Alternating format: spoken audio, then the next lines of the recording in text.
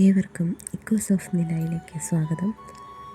മിഴിനില എഴുതിയ കഥ പത്മ, അധ്യായം 2. അല്പസമയം നീണ്ടുനിന്ന കർമ്മങ്ങൾക്കൊടുവിൽ വീണ്ടും ഗംഗയിലേക്ക് ഇറങ്ങുമ്പോൾ അവളുടെ കയ്യിൽ ആ മൺകുടത്തിൽ അടക്കം ചെയ്ത തൻ്റെ പ്രിയപ്പെട്ടവൻ്റെ ചിതാഭസ്മവും ഉണ്ടായിരുന്നു. കർമ്മി പറഞ്ഞതുപോലെ ആ മൺകുടത്തിൻ്റെ മൂടി തുറന്ന് ഗംഗയുടെ ഓളങ്ങളിലേക്ക് അതിലുണ്ടായിരുന്ന ചിതാഭസ്മം നിക്ഷേപിക്കെ അവളുടെ ഉള്ളം അലമുറയിട്ട് കരഞ്ഞുപോയി. എങ്കിലും മിഴികളിൽ നിന്നും പുറത്തേക്കൊഴുകിയ തുള്ളികളോടൊപ്പം തൊണ്ടയോളം എത്തിയ കരച്ചിലിനെ ചുണ്ടു കൂട്ടിപ്പിടിച്ച് ബന്ധിച്ച് അവിടെ തന്നെ അതിന് സമാധി കിട്ടിയിരുന്നവൾ. അല്ലെങ്കിലും താനിപ്പോൾ കരയാറില്ല.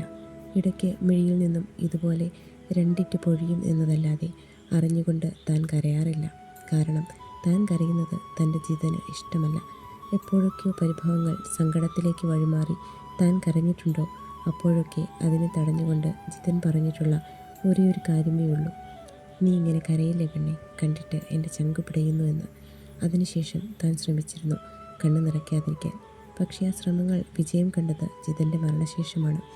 അതെ, ജിതൻ തന്നെ വിട്ടകന്നതിൽ പിന്നെ താൻ കരഞ്ഞിട്ടില്ല. അദ്ദേഹത്തിൻ്റെ മരണദിവസം പോലും വെറുതെ ആ അരികിൽ ആ മുഖത്തേക്ക് കണ്ണു നട്ടിരുന്നതല്ലാതെ ഒരു തുള്ളി പോലും പുറമേക്ക് പൊഴിഞ്ഞില്ല. കൺമുന്നിൽ കണ്ടത് തൻ്റെ ജീവനൊടുക്കാൻ കൽപ്പുള്ള കാഴ്ചയായിട്ട് പോലും തനിക്കൊന്ന് കരയാൻ കഴിഞ്ഞില്ല. മനസ്സിൽ ആഗ്രഹിച്ചിരുന്നു ഒന്ന് കരയണമെന്ന്. പക്ഷേ മനസ്സ് കരഞ്ഞിട്ടും തൻ്റെ ശരീരം അതിന് വഴങ്ങിയില്ല എന്ന് പറയുന്നതാവും ശരി. ആ പുണ്യതീർത്ഥത്തിലേക്ക് അലിഞ്ഞു ചേർന്ന ചിതാഭസ്മം പോലെ തൻ്റെ പ്രാണനും മോക്ഷത്തിൽ ലയിച്ചു കാണുമെന്ന് വിശ്വസിച്ച് ആ മൺകുടം കൂടി അവിടെ നിക്ഷേപിച്ച് അവൾ ആ പടവുകൾ തിരികെ കയറി. അവൾക്കരികിലൂടെ വേറെയും കുറച്ചുപേർ അവളെ മറികടന്ന് ആ നേരം ഗംഗയിലേക്ക് ഇറങ്ങിപ്പോകുന്നുണ്ടായിരുന്നു. കർമ്മിക്ക് ദക്ഷിണ കൊടുത്ത് അരയിൽ ചുറ്റിയിരുന്ന വെള്ളമുണ്ടഴിച്ച് തോൾ സഞ്ചിയുടെ ഉള്ളിൽ നിന്നും ഒരു കവർ വലിച്ചെടുത്ത് അതിനെ അതിലേക്കിട്ട് വൃത്തിയായി ഒതുക്കി വെച്ച ശേഷം ഗംഗയുടെ ഓളങ്ങളിലേക്ക് ഒരിക്കൽ കൂടി കണ്ണെറിഞ്ഞ് ഇനിയൊരു തിരിഞ്ഞുനോട്ടമില്ലെന്ന പോലെ അവൾ തിരിച്ചു നടന്നു. പോകുന്ന വഴി തോൾ സഞ്ചിയിൽ നിന്നും ഫോണെടുത്ത് ഏതോ ഒരു നമ്പറിലേക്ക് അവൾ കോൾ ചെയ്തു. രഘുറാം ഭയ്യ, പത്മയാണ്, ഞാൻ അങ്ങോട്ട് വരികയാണ്. മറുപുറം കോൾ കണക്റ്റായതും അവൾ താൻ വിളിച്ച കാര്യമറിയിച്ച് കോൾ കട്ട് ചെയ്തു. സൈക്കിൾ റിക്ഷയിൽ രഘുറാം ഭയ്യയുടെ ലോകോച്ച ലക്ഷ്യമാക്കി സഞ്ചരിക്കവേ അവളുടെ മിഴികൾ ആ തെരുവോരങ്ങളിൽ അലഞ്ഞു നടന്നു. ജിതൻ്റെ വാക്കുകളിലൂടെ താൻ വായിച്ചറിഞ്ഞ നഗരം, അയക്കുന്ന ഓരോ കത്തിലും വാരണാസിയുടെ മുക്കും മൂലയും അയാൾ തനിക്ക് കാണിച്ചു തന്നിരുന്നത് കൊണ്ട് ഇവിടേക്കുള്ള വരവിലോ എവിടെ പോകുന്നതിലോ തനിക്ക് ഒരല്പം പോലും പേടി തോന്നിയില്ല ഇതേവരെ. അത്ര മനോഹരമായി വാക്കുകൾ കൊണ്ടയാൾ ആ നഗരത്തെ വർണ്ണിച്ചിരുന്നു.